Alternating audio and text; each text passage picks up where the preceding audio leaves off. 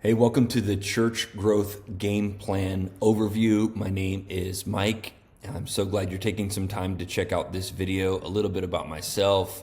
This is my family. We live in Raleigh, North Carolina, where 12 years ago I started bussing tables at Panera Bread for $7.25 an hour. And we just believed that God had called us to plant a church. And so we got to work. We started meeting in our living room with just a few people. And now, 12 years later, to God be the glory, we are a multi-site church seeing thousands of people in weekend attendance. And what I do now is I help others do the same. We've created a community called Break 200. It is a subscription-based website with a bunch of video training. We also host an annual conference called the Break 200 Conference, where we help pastors break the 200 growth barrier. And recently, I sat down with some pastors in Houston, Texas, to go over what we call the Church Growth Game Plan. The Church Growth Game Plan. And I figured I would walk you through it as well. This comes from a breakout session that I did at the Church Multiplication Network Conference.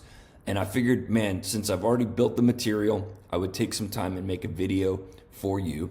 So what is the Church Growth Game Plan? Well, very quickly, we help pastors come up with a blueprint to break their next growth barrier.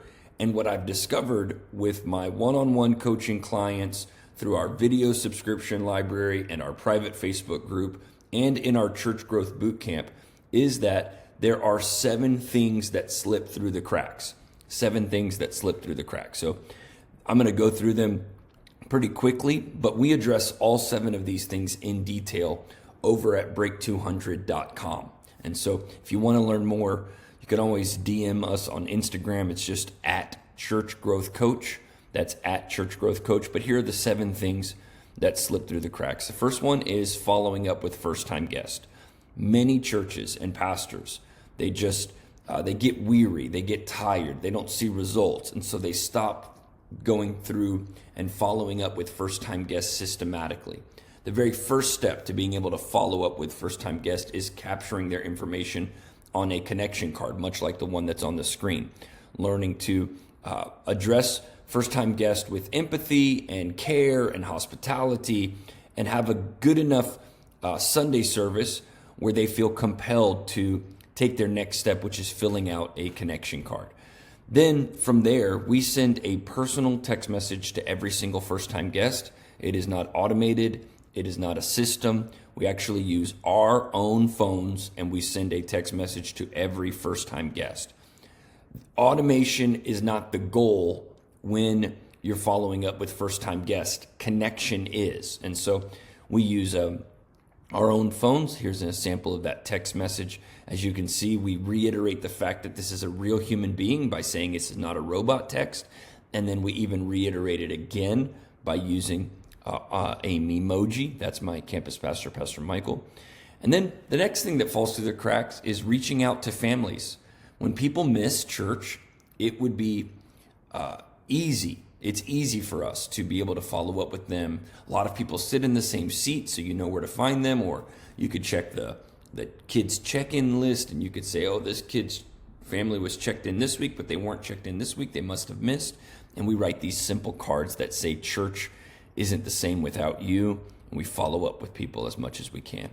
We have our kids version of that, where it's like every superhero team needs their star, and church just wasn't the same without your super smile, mighty spirit, and courageous heart. There's a bunch of different ones that we have made, but kids get these in the mail when they miss church, and what it does is it really emphasizes the fact that we missed having you at our church, and that really helps a lot. The next thing that a lot of times falls through the cracks is keeping up with your online presence, either the website, social media, or Google page is just outdated, wrong service times, old events, antiquated language or insider language, not helping outsiders be invited in. That's why on our homepage it says finding a church home shouldn't be hard. That doesn't sound very spiritual because it's not.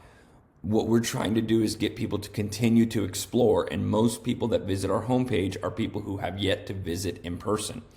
They're looking for a church home. They're going through the struggle of finding a church home. So finding a church home shouldn't be hard.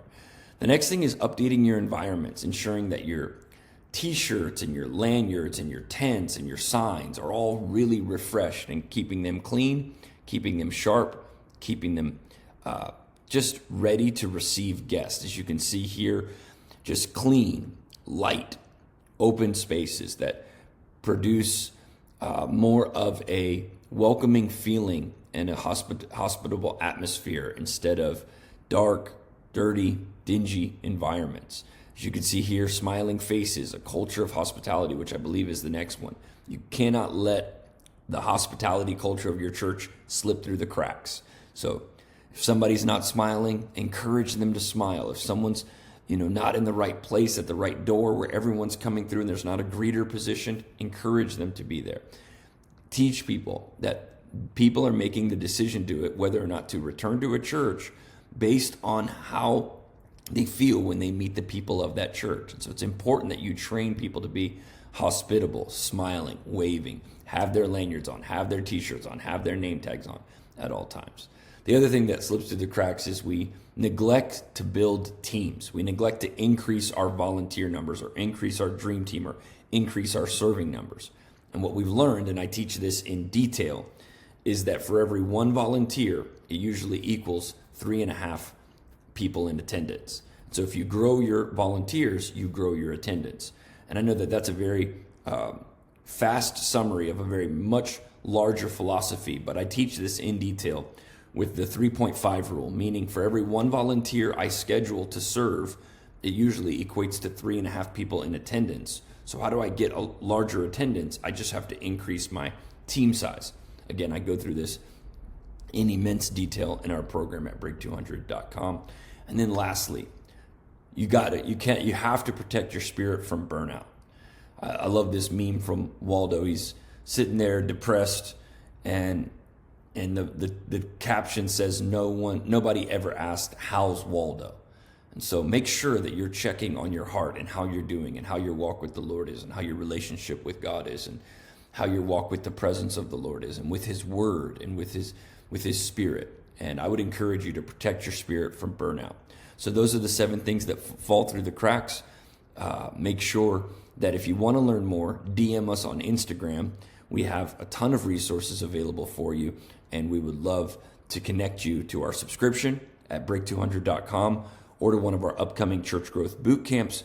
Or if you want to go even further, we offer some one-on-one coaching as well. And again, thanks so much for taking some time to watch this video. I'll see you in the next one.